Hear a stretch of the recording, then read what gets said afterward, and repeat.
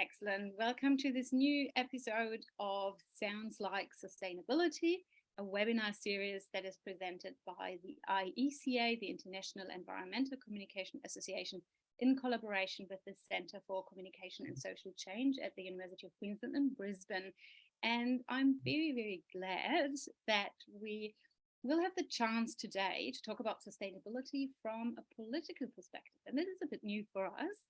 And so I'm very happy that Steph Hill is joining us, and Steph will introduce herself now. And I would like to ask you to, just let us know a bit about your background and your interests, and a bit about your journey, how you got in touch with environmental communication, climate change issues, and then kind of an institutional perspective on things.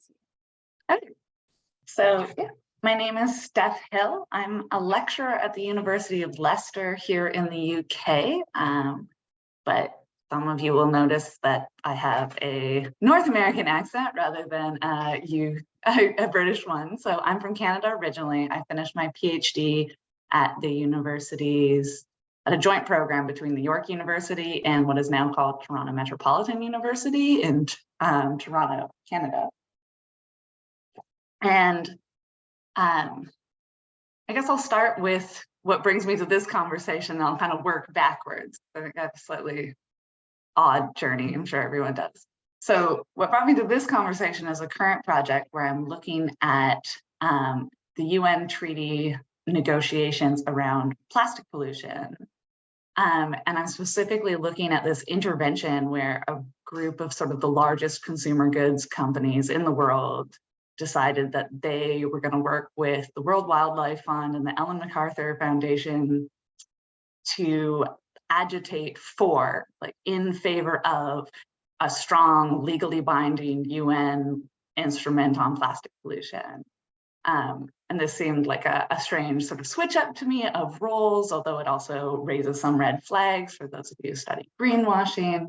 So this is kind of the case I'm interested in, and I'll kind of work back to how I got to it. I'm a public relations researcher by training, but more by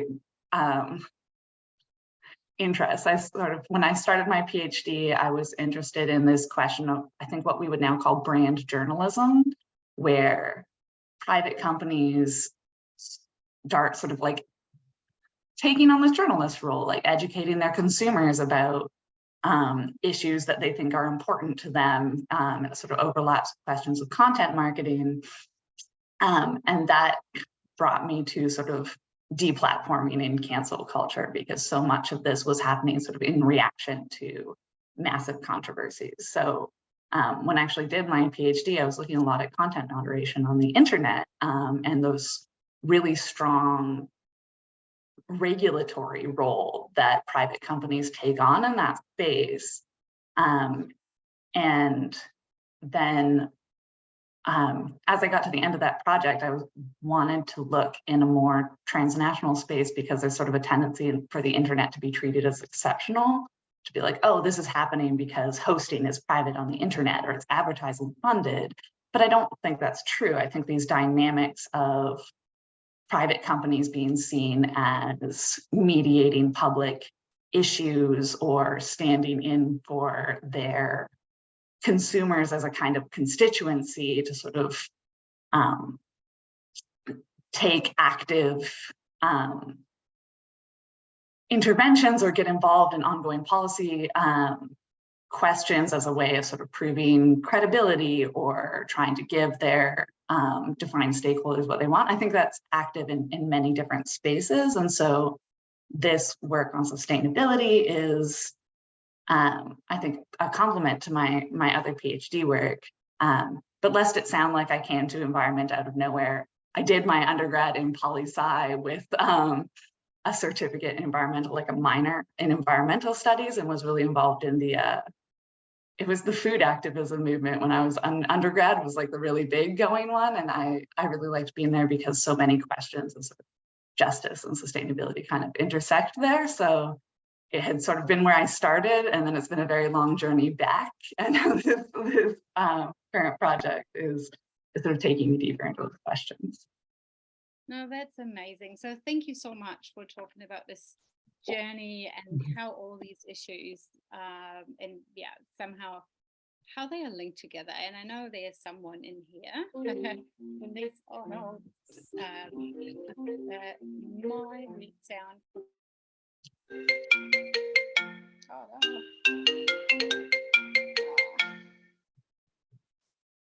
So I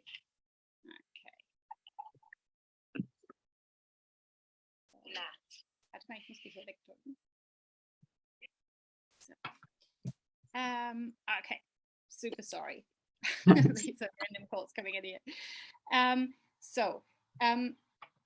What I wanted to ask, or what I'm curious about, so what I wanted to say is that I know there's someone here who's really into food and food, but we might talk about this in a bit. What I'm really curious about, Steph, is that we start thinking about sustainability first, or start thinking a bit about sustainability. So sustainability is like one of those terms, you mentioned it here and there. It's definitely something that has its, where corporates do play a pretty strong role. And let's start with like a very, very tiny little approach to sustainability. If you think about a sound of sustainability, is there any sound, any tune, anything that reminds you of sustainability, or that you would say this stands for sustainability? It's funny because the first thing that comes to mind is like wind chimes, but not because there's something especially like sustainable about wind chimes, but because it's the kind of sound that I would see in like an ad for an oil company or something like pushing wind power. They'd be like, natural sounds pushed by the wind. We understand that people are concerned about. And so it's this weird way where I feel like I've been conditioned by my surroundings to be like, this is what marketers think sustainability sounds like. Which is funny because I live next to a construction site where they're actually insulating homes, which is exciting for Britain. So like in theory, the sound of jackhammers every morning is like possibly more like sustainability in this country. Well, but I like the idea that the chiming wind is something that you then associate with like how it's used in marketing, how it's used in all this sustainability storytelling that we get in touch with. If you would now think about sustainability from a more kind of academic perspective, or like what would be a definition that you would offer to kind of students or other people? Like, what is sustainability? Yeah, I think I'd like to go back to sort of a dictionary definition, like something that is sustainable that you can continue to do over time.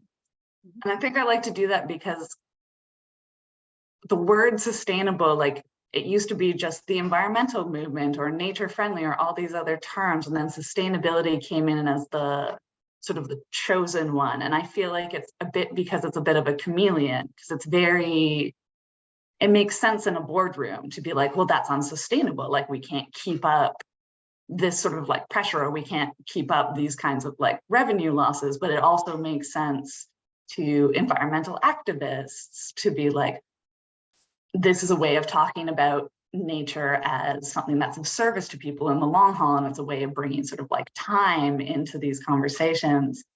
And so I think sort of going back to that definition helps, to me anyway, it helps make sense of why that's been the term, like why that's been the successful term. And I think it is because it is, it's so in some ways like unspecific. Like sustainability doesn't have to be environmental. It's just that we made that connection and it succeeded. Two things that I really like one is that you mentioned this kind of dimension of time, that if we talk about sustainability, we automatically bring in this time dimension. We try to connect something that happened in the past with something that might happen in the future, or that we want to happen in the future. And the other aspect is definitely that this term has established on not just our individual agenda, but then kind of beyond that, it's somehow there are more and more notions have been added to that. And here, of course, one of the big questions is, what role did corporates play here? And therefore, I would be curious on your opinion on that. Like, how much did corporates, especially the big ones that you're looking into at the moment, like, what was it their job to establish sustainability, like pretty much everywhere? It's a good question. And I feel like that sort of, it's like almost like an etymology kind of project that I haven't gone as far down as I'd like at this point. I think there's this like journey that sustainability went on, that if you like go through sort of, when I have done histories of this, you sort of go through the 60s and 70s, and the environmental movement is like really radical. They're like, shut down corporations, we're going to change our lives entirely. And then there's this sort of strategic shift in the 80s where organizations that are really familiar, like Greenpeace and the World Wildlife Fund, this is my understanding, and someone please correct me if I'm wrong. Basically, they start getting management consultants, and they start running themselves like IBM, and they start having these really, like, getting very slick and sort of adopting some of the strategies of their, like, quote unquote opponents here. And so there's this kind of shift in how some of like environmental activist groups sort of speak. And I feel like the term sustainability comes out of that kind of, like, once corporates are going, okay, everyone cares about the environment, we're supposed to care about the environment. And once a few NGOs start getting really slick, they're sort of working together and they're putting pressure in those ways, a term like sustainability, or this idea like sustainability, becomes this like common ground where we can go, okay, no one's against a sustainable planet. Like, no one doesn't want like human civilization to go on. No one doesn't want these like processes, like these natural processes that support life, to continue. And then it becomes, and I'm not saying this like in a dismissive way, it's less threatening, like it's more doable for more companies. And I don't think that's nothing, right? Because sort of prior to that, you see like companies taking environmental movement as an existential threat. So it's not necessarily nothing, but it is integrating these environmental ideas into sort of a language and approach that is compatible with how large corporations operate, how management consulting companies operate, how you sort of like speak about these things in the context of like sort of like global capital and global institutions. Mm-hmm. Yeah, I love that. This is like, no one can actually say anything against sustainability. I'm wondering if you like, what would you, or how would you explain the difference between sustainability, still from a definitory or terminology perspective, sustainability from corporate social responsibility? Because I know this is bit of an interesting exercise to play around with these two terms. How would you explain the difference? Yeah, I find it sometimes they're the same, right? So for some companies, their corporate social responsibility is a sustainability question or environmental question. But for some, it's not the highest priority. So in my sort of looking at CSR initiatives and things about it, often they're so they're like a little bit strategic, right? Like you practice CSR about the things that are going to make a difference. You practice CSR about the things that matter to your employees, for instance, that they care about or that make sense for your brand. I think like the famous example is like, if you ban the dog food, then you support like the SPCA, because because there's a resonance there. And so I think, like in the Venn diagram, I would be like, sustainability is often part of CSR, but they don't completely overlap, because it's very easy for a company to be going, oh, we're doing our social responsibility, we're working in our local community on issues that might have less to do with sustainability. But I would say, and again, coming back to this sort of like almost apoliticalness of the term, I think sustainability is something that everybody likes. And if you look at sort of any company, they know that their employees, like no one wants to be the environmental bad guy. Most people's employees grew up watching like TV shows where like the environmental bad guys like the villain in their childhood movies and things like that. And so I think sustainability is something that there's often consensus about, or there's a perception of consensus about. And so it's like, it's easy to be like, yeah, of course, we're going to put that on CSR. Like this isn't contentious. So yeah, I think I would make a different, separate them a little bit, but I would just sort of note that sustainability is usually there. And I think it's usually there because it's something that there's a perception of social consensus around, even though once you actually get into the details of like what you're going to do, there's very little consensus. Yeah, that brings me to your kind of interest in big corporates in that space making the decision to try to be a bit political, or try to not only institutionalize sustainability within their own organization, but beyond that they really want to step up, or say that they want to step up to create some more rules and regulatory frameworks. And of course, kind of partnering with the UN is then the like the top of the things here. But why do you think is this happening? And maybe kind of then coming to the example of those big corporates here partnering with the United Nations, what is the idea behind that? Is it kind of, does it bring us back to what we talked about as corporate citizenship maybe 10 or 15 years ago, or is it something new? Yeah, so my theory of why this is happening is a little bit, so like a little bit follows the history of greenwashing. So my hunch going into this is that it's like a bit of like a political evolution, or like an evolution in this conversation of what we think CSR is from companies. And you can see that in sort of this sort of adoption of this term ESG now, where they're like, CSR isn't enough. CSR isn't seen as active enough. So I think what's happened is we go through the 90s, corporations are going, yeah, we care about social responsibility, we're doing things.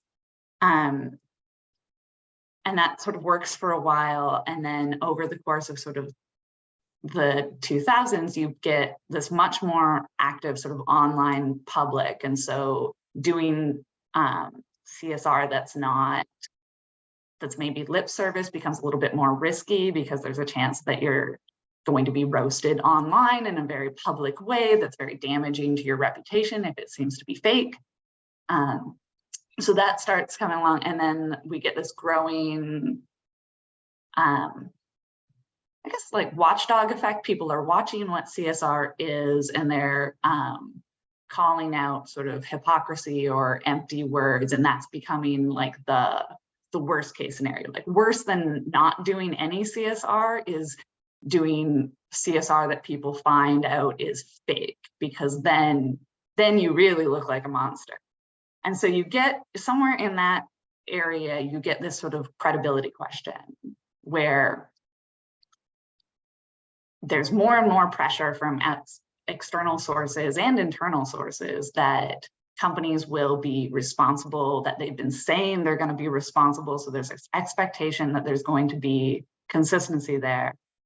At the same time as there's less and less sort of trust or good faith that companies are just definitely doing this. And so there's this pressure for proof. and I've heard this in some of my interviews about other from projects about content moderation, where it's you can't just say things and expect people to take your word. You need to demonstrate what you're saying, or else you risk like inflaming it, because now you've drawn attention to yourself, and if you don't have anything to show for it, this could kind of blow up in your face. And so I think that sort of hunt for credibility informs this, like this particular intervention with the UN, because on the one hand, the UN is seen as extremely credible, right? Like this is, if you're working with the UN, you're supporting what they're doing, like you're like looking to like a very, like an institution that has a lot of associations of like, these are the good guys, like these are the idealists, these are the people really working on these things. So on the one hand, you have that sort of association, like these guys are legit, and on the other hand, you're calling for regulation, which is something that is normally seen as like corporations are against. That also makes it seem very tangible. You're like, oh, this is going to be a global law, so it's not slippery. It's not a promise that you can just like not keep in 10 years. So that also seems really credible. And then the other thing that I think is sort of part of it, but the thing that I think makes me think that's working is you have reports like Planet Tracker came out with a report that was just pulling apart the Alliance to End Plastic Waste and being like, this is the platform of greenwashing. None of these commitments are being met. This is like an elaborate like greenwashing hoax being played on people. And within that, though, they were like, the reason we know this is fake is because like only 2% of the companies in the Alliance to End Plastic Waste signed on to the business case for a UN plastic pollution treaty. And so it serves this role of sort of making companies seem bona fide. Like they can't just be in it for themselves. They're trying to support external regulation. I don't think that's the whole story, looking like a little bit into like history. I would love it if that was the whole story, to be honest. I think that would be great, but I think there's sort of layers to this, but that's my understanding of sort of where this is coming from, is you have this, okay, if you want us to be responsible, we're responsible. Oh, like now people don't believe we're responsible, we're seeing it as empty words, and now we're being pushed to be more demonstrative. And then something like a policy intervention seems extremely credible in the face of that kind of critique. Yeah, thanks. That's I love that, and I think it's definitely there are so many reasons to better understand what is really happening here. But I want to open this conversation up for questions and other comments and other ideas, maybe kind of leading us back to things that we talked about at the beginning. Happy to take questions. Yeah, there you go. Hi, Steph. Interesting conversation here. My name is Silje, and I work at the University of Bergen in Norway right now. And I'm really interested in food, as Francisca alluded earlier. But I'm also interested in like the language part of like using the words. Do you feel like you said like sustainability? No one does not want to be sustainable. But do you think there is a danger that sustainability is going to become like, oh, we can't say global warming anymore, we have to say something else because now some political party has, you know, kidnapped this word? And so that's one part of my question, if you see any danger in that. And then the other question I have is, I try to always say environmental sustainability instead of just sustainability. How important do you feel that is? Yeah. So I'll start from the first question, because I think there is a real danger of that, but also I think the solutions we try to use for that danger don't totally always make sense to me. Because you do see that with global warming. Like, we can't say global warming anymore, we're saying climate change. So that's what everyone knows it as. And then I'm seeing all these places being like, we can't say either, it's global heating now. And I think you see a similar thing with like the climate emergency. Like, this doesn't seem urgent enough, and we keep having to ratchet up the language and ratchet up the language. But I don't know that that always works as a tactic, because people can only maintain like shock and urgency for so long on like an emotional level before they wear down. And like, at some point, you just need to use a word. So I do think there's this sort of, arms race. There's this political innovation about what power these words have. And I do feel like sustainability it's very adoptable in corporate boardrooms. I don't think it's entirely, like, I don't think it completely loses its power necessarily in those spaces, because at some point, and I think this is maybe my other point about the ratcheting up of language, like at some point you have to grapple with what you're talking about. You have to define what that means and what it means to achieve it and what it means to go after it. And so I think some of the concerns that these are going to become pure rhetoric and they will no longer inspire action. I understand the concern at the same time as I'm like, well, at some point the rhetoric meets a policy conversation about like how you're going to source things or where you're going to go from there. And so, yeah, I don't think it being adapted will necessarily rob it of its power, but I do think people might start like using it as a political distinction, you know, being like, I'm a real environmental activist. I don't say sustainability. I say like survivability. I say the future of like life on this planet, etc., as a way to sort of distinguish how real or how radical or how like politically invested you are in one particular view of it. But I think as soon as you write down sustainability into some rule book, like someone now has license to call you on it and like ask you what it means and make you define it. And I think how that happens is probably the more significant sort of part of that process. The other question is it how important is it that it's environmental sustainability, not this like, I think it is important. And I think because of that definitional question, because it's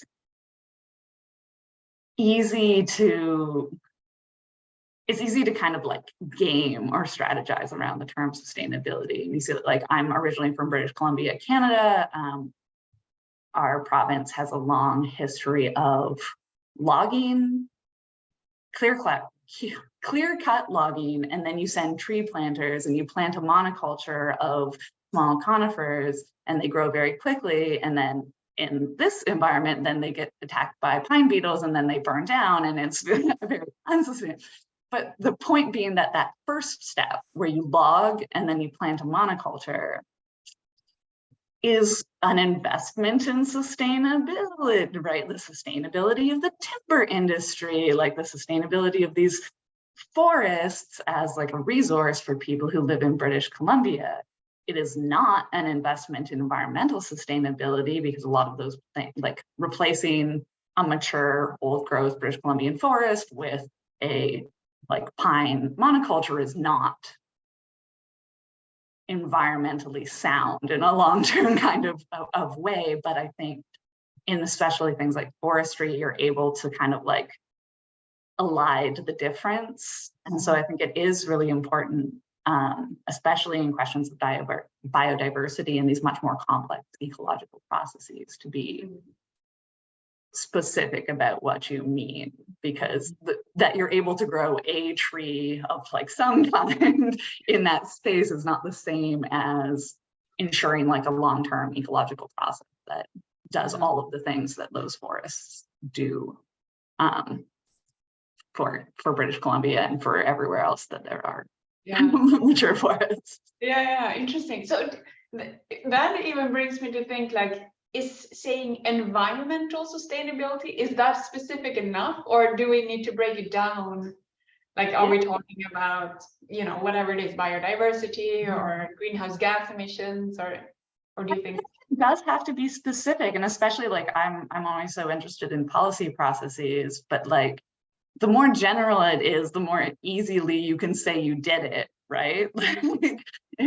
If it's sort of like vaguely, we put money into environmental initiatives, like that may well be true, but you might have spent a lot on your ad budget and you might have spent a lot on like, you know, the easy things that made you money. Like we insulated our offices, which is fantastic. But at the same time, if you're like an oil company, you might have also dug up an entire forest or removed the top of a mountain, and like those things don't balance each other out. And so I think, well, you might like put the whole goal under like, yeah, we want a planet that's ecologically sustainable, that like continues to operate through these ecological processes. I think you need to be like, when you're talking about a specific organization or a specific process, I think it like the more specific you can be, the better. Like with plastic pollution, at the beginning of this treaty negotiations, people were like, great, so the problem is waste. So the solution is waste management. We just, and it became very specific, and it became politically contentious eventually, because they started off by being basically saying countries in Asia don't have good enough waste management. Like the point is that they need to have better trash collection, they need better incinerators, they need better landfills. That's the solution, because they were defining the problem narrowly as marine pollution. Like the problem is plastic is getting in the ocean, as opposed to the problem is that we have a supply of plastic and it's unsustainable. It's not being recycled, it's not disappearing, it's going out and it's being absorbed by the environment. And so I feel like that was a really clear case in which the definition of the problem served particular audiences in different ways. And then it came back, like it blew back on them quite badly. And even a couple of NGOs that had used that kind of terminology about marine pollution and waste management were like, well, this is actually kind of recreating these colonial era inequalities, where we kind of then blame a low-income country for not being able to dispose waste that's been imported from a high-income country. And so, yeah, just to bring it back to the question, I think the actual specifics of the definition should be narrow when it comes down to it, even if we can use like a nice umbrella term like sustainability to define the overall goal. Okay, cool, thanks. Interesting. Yeah, thank you so much. Is there any other question in the room? Anything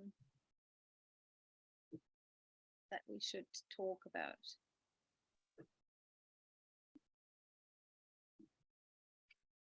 Awesome. I really like the idea, and this is something that came through in a couple of conversations we had on sustainability in this webinar, that the needs, that there is this urgent need to define sustainability and to kind of work with sustainability as a guiding principle for action, which not necessarily mean that we all have a common understanding of what it is, but it can guide our action. But we have to be much more specific, we in terms of organizations, in terms of political institutions, in terms of individuals, what we mean by that. Because, and this is what I think was really interesting when you said, nowadays there will be someone who will ask you for the definition, and so there will be someone who will bring you down and say, okay, if you don't define what you mean and for whom this counts, and you will not get the license to operate.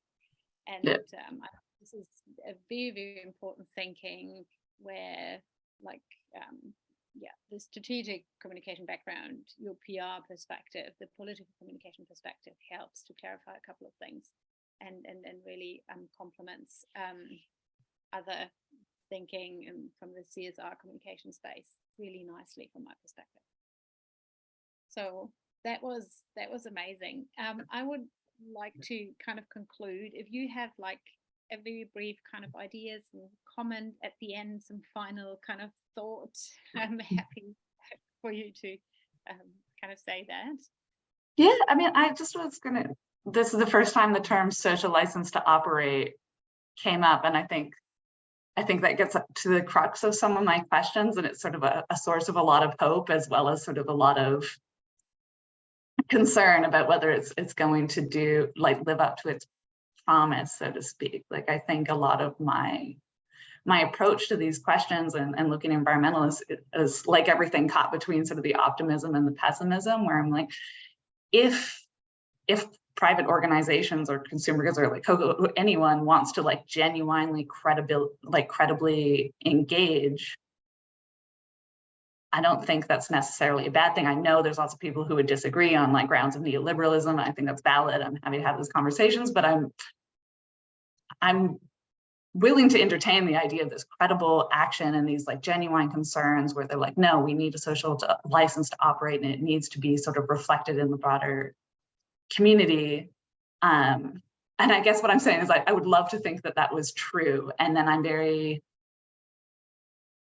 curious / concerned to see how that plays out in person, how you define, how you show people your license to operate, who you talk to, what your proof is that you have it. Because I think it's sort of one of those things that's notoriously difficult, like in the same way that it is for politicians. Like, how do you know when the people support something? And so I'm really, I guess I'm interested in how the social license to operate becomes operationalized, because I think I've seen it come up as this sort of like point, like this test point where you can tell where something is legitimate based on sort of backlash and these sort of questions. And I'm a little skeptical and curious and sort of digging deeper into like, so how do you know?